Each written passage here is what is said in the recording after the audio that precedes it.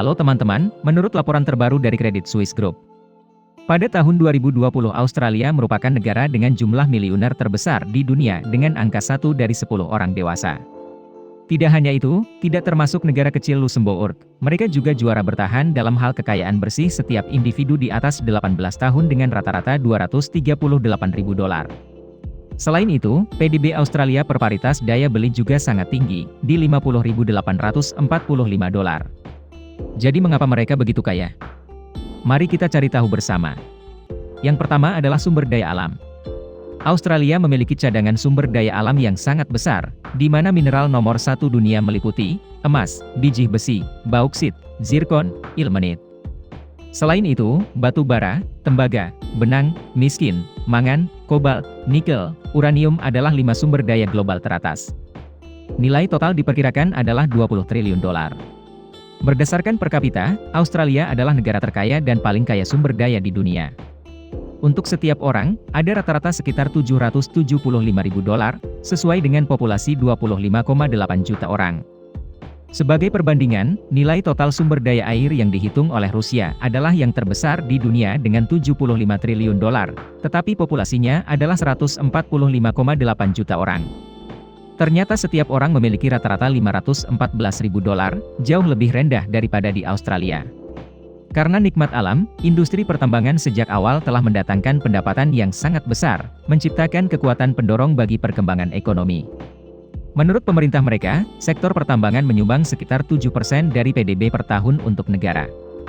Namun, sumber daya hanya berperan sebagai pendukung, bukan penentu kekayaan suatu negara. Contohnya Venezuela, Irak dan Iran. Ketiga negara tersebut masuk 10 besar dalam hal sumber daya alam, tetapi mereka tidak kaya. Jadi kita akan sampai pada alasan kedua, industri ekonomi fundamental menjadi kaya seperti sekarang ini. Australia memulainya dengan industri peternakan.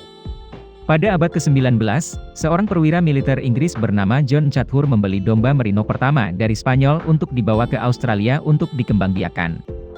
Dia tidak hanya membantu orang mendapatkan lebih banyak pekerjaan, tetapi dia juga membuat industri wol tumbuh pesat dalam kuantitas dan kualitas dalam dekade berikutnya. Setelah Perang Dunia Kedua, industri wol membantu mendatangkan pendapatan besar dari ekspor. Karena permintaan di Eropa sangat tinggi sehingga ada pepatah populer, kemakmuran Australia dimulai dari domba. Karena keberhasilan itu, John S1MCH Pronunciation Chathur mendapat kehormatan untuk dicetak pada uang kertas $2 Australia. Ada seorang politikus yang pernah berkata bahwa untuk menjadi negara kaya, pertama-tama harus membantu rakyat untuk berkecukupan, itu sangat benar untuk Australia. Berkat wilayah yang sangat luas dengan 7.692.000 km persegi, warga Australia tidak perlu khawatir akan kekurangan lahan subur. Meskipun tanahnya agak tandus, tidak mungkin menanam berbagai tanaman, tetapi mereka melakukan semua yang mereka bisa. Di daerah yang lebih subur, orang Australia menanam tebu, jelai, dan gandum, sementara di daerah kering, mereka berfokus pada beternak sapi potong, sapi perah, dan domba. Sampai hari ini, pertanian masih menyumbang sekitar 10% dari PDB tahunan Australia. Jika Anda menambahkan industri pertambangan, per kapita mereka telah mencapai $8.786. Ketika suatu negara memiliki cukup makanan, cukup pakaian, mereka mulai memperhatikan investasi di bidang pendidikan. Pemerintah memberikan perhatian khusus pada pembangunan infrastruktur dan peningkatan kualitas pengajaran sejak abad ke-19.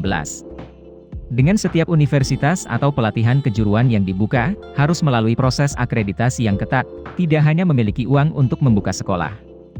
Hasilnya, Australia menjadi salah satu dari 3 negara teratas untuk pendidikan bersama dengan AS dan Inggris.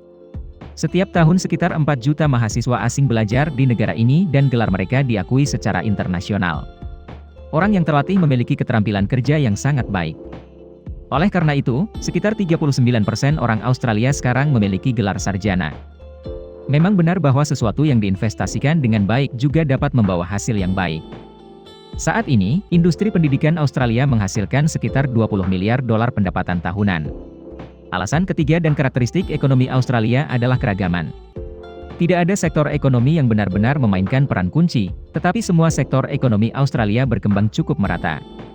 Teknologi tinggi, keuangan, pariwisata, transportasi, dan hiburan masing-masing menyumbang tidak lebih dari 10% terhadap PDB Australia. Meskipun keragaman ini tidak membuat Australia kaya, Keragaman ini menjadi panggung bagi banyak hal lain yang menarik masuknya imigran dari semua lapisan masyarakat. Mereka datang tidak hanya untuk kesempatan kerja tetapi juga untuk kondisi lain seperti keamanan, kebersihan, sistem pendidikan yang baik, perawatan kesehatan yang baik dan lingkungan bisnis yang menguntungkan. Perlu disebutkan bahwa mayoritas imigran sangat terampil dan muda, membantu meningkatkan produktivitas tenaga kerja dan daya saing bagi negara. Juga karena kondisi yang menguntungkan, Australia adalah negara paling populer bagi para jutawan untuk ditinggali, diikuti oleh Amerika Serikat dan Kanada. Menurut sebuah laporan oleh New York Wealth, pada tahun 2019 sekitar 12.000 jutawan berimigrasi ke negara kanguru ini. Mereka semua adalah individu yang sangat baik dengan bakat kewirausahaan yang secara aktif berkontribusi pada pengembangan ekonomi. Selanjutnya kita sampai pada alasan keempat, dana pensiun. Pada tahun 1991, pemerintah Australia mulai memberlakukan peraturan semua karyawan dengan hanya beberapa pengecualian. Harus memotong paling sedikit 9,5% dari gaji untuk dipotong menjadi dana pensiun yang dikelola oleh negara. Uang ini diinvestasikan dan kemudian dibayarkan kepada deposan dengan tingkat bunga sekitar 7% setahun. Kedengarannya sederhana tetapi telah membantu menciptakan banyak jutawan Australia. Kita akan melakukan beberapa matematika. Gaji tahunan rata-rata orang Australia adalah $90.000 yang disimpan ke dalam dana pensiun 9,5%, setara dengan $8.550. Dengan bunga tahunan 7%, mereka akan memiliki tabungan $9.148 per tahun. Katakanlah mereka bekerja dari usia 23 tahun ketika mereka lulus kuliah, hingga sekitar 60 tahun ketika mereka pensiun. Mereka akan menghemat total $338.476. Jadi, bagi seseorang yang gajinya rata-rata 3 kali lipat, pada saat tua mereka akan menjadi jutawan. Meringkas seluruh video, kami dapat memberikan peringkat. Dengan mengembangkan industri fundamental seperti pertambangan dan pertanian, membantu orang Australia menjadi kaya dan berkecukupan. Australia kemudian mengembangkan ekonomi yang terdiversifikasi untuk menciptakan banyak pekerjaan berupah tinggi bagi rakyatnya. Dan negara campur tangan untuk membiarkan orang menabung dengan dana pensiun mereka menciptakan rekor jumlah jutawan di dunia. Video berakhir di sini. Terima kasih sudah menonton semuanya. Sampai jumpa dan sampai jumpa lagi.